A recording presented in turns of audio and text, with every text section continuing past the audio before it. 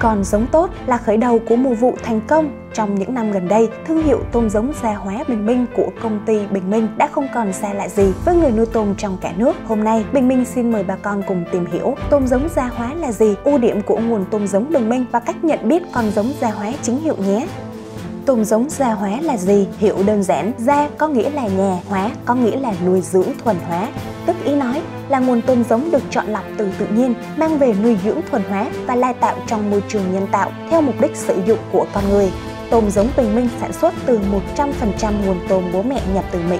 Để tạo ra nguồn tôm giống vượt trội này, các nhà khoa học đã tiến hành tuyển chọn nhiều đàn tôm sạch bệnh từ khắp các vùng biển trên thế giới. Các đàn tôm này sẽ được đánh dấu từng cá thể gia đình và được theo dõi trong suốt quá trình nghiên cứu tại trung tâm lai tạo ở Hawaii của Mỹ. Việc lai tạo, theo dõi và chọn lọc các con tôm bố mẹ có ưu điểm đề kháng tốt, lớn nhanh, nuôi về size to được diễn ra nhiều năm và đã được nuôi đối trứng ở nhiều quốc gia để chứng minh hiệu quả.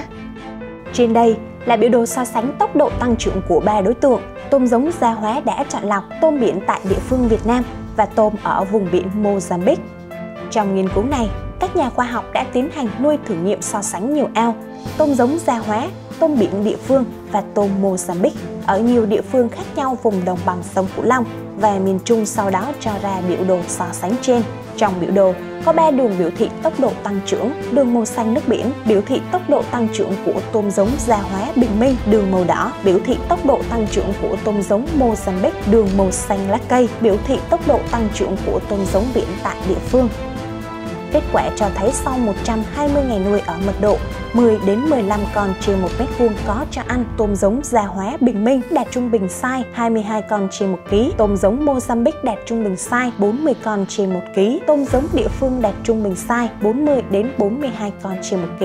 Đối với mật độ 1 đến 2 con trên 1 mét vuông sau 90 ngày nuôi không cho ăn, tôm giống Gia Hóa Bình Minh đạt trung bình size 15 đến 20 con trên 1 kg, tôm giống địa phương đạt trung bình size 40 đến 50 con trên 1 kg.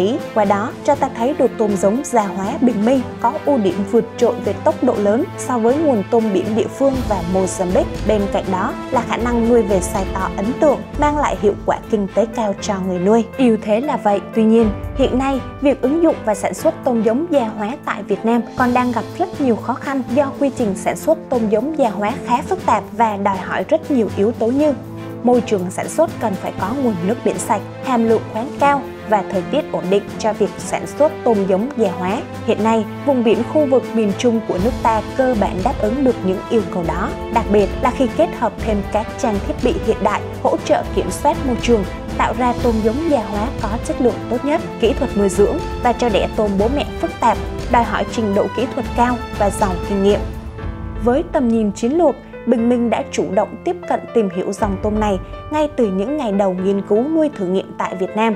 Đó cũng là một lợi thế vượt trội giúp Bình Minh không chỉ sản xuất được tôm giống Gia Hóa có chất lượng hàng đầu Việt Nam.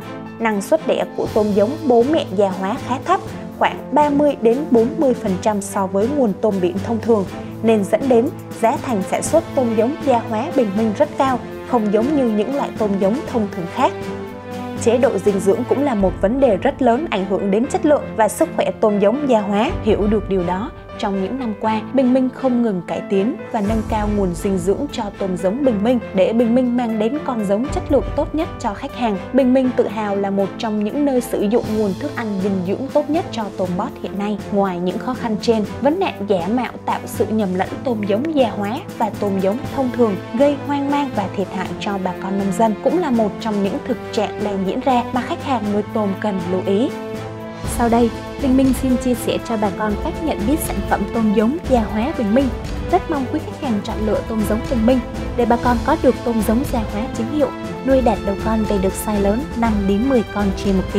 Đặc điểm nhận dạng tôm giống Gia Hóa Bình Minh: tôm bót dài đòn, xòe đuôi khỏe, cơ thịt tôm trong, tôm có sắc tố màu nâu đỏ và đậm dần theo tuổi bót. Đặc điểm nhận biết khi nuôi tôm giống Gia Hóa Bình Minh khi nuôi ở mô hình quãng canh chuyên tôm hoặc tôm rừng, tôm lúa.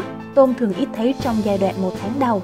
Tháng đầu tôm phát triển bình thường, đến giai đoạn sau 30 ngày, tôm lớn vượt trội đạt từ 20 đến 30 con trên 1 kg.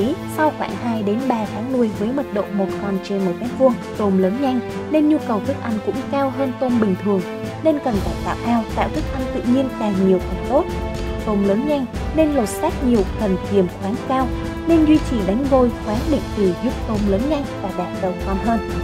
Tôm lớn thường trầm đáy ít đi, chỉ đi khi tôm bị thiếu thức ăn tự nhiên hay bị sự cố về môi trường. Nhận diện tôm giống Bình Minh qua bao bì sản phẩm. Tôm được vận chuyển bằng mút xốp, tem nhãn màu vàng có ghi dòng chữ nuôi về size 5 đến 10 con trên ký và có mã QR để kiểm tra thông tin sản phẩm khi cần thiết. Một thùng có chứa 8 bọc và được niêm phong bằng 2 tem chống hàng giả. Lưu ý, cần kiểm tra và sử dụng các sản phẩm cải tạo môi trường để ổn định pH, kiềm và giữ sạch nền đất, nguồn nước. Chúc bà con sẽ có được một mùa vụ bội thu cùng tôm giống Bình Minh. Mọi thắc mắc, bà con có thể gọi về số hotline 1900 86 68 69 để được tư vấn.